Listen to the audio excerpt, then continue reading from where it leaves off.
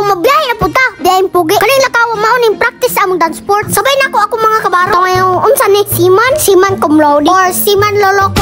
So sa place ako di si Alexander. Kagwapong batang vlogger. Ug ubali na pugod ninyo sa biyaheng manluloko. Bitaw kani nga biyahe dance sport sa puta. Kay mao man itong hilig. Awon sa pa. Sugdan na nato ang atong nasugdan para sa atong kinabukasan. Ay ano, saan, sino, bakit, sa panong paraan.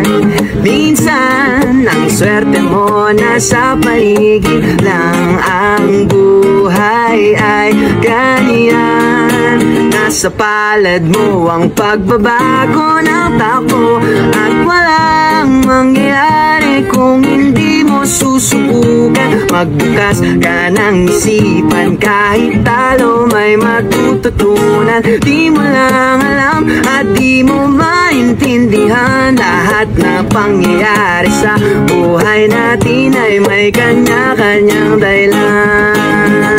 Bendito manaloto, swerte mo ay todo-todo napunta sa'yo. Lahat ng buenas sa mundo at pagukol-bubugol lang kay Pedro ay kay Pedro. Pero ang kay Pipito tsak panalo, yan ang tatayaan. Mo na ginaingon ako sa inyo ha. Walay pangandoy nga di matuman. Basta imo lang kugihan ug paningkamutan. Sama sa akong nasugdan kay mao man ni akong hilig. Ug mao na siguro ni ang gihatag sa ako nga talent. Ug di pud ta kaingon. Kay di ta mo tuo sa nagaingon nga tao nga wala na si talent. Kanang tao diri sa kalibutan na iya-iyang talent. Na ay dancer, na ay singer, ug naapoy hawd mo acting. Mao nang di gyud kumuto. Ano man.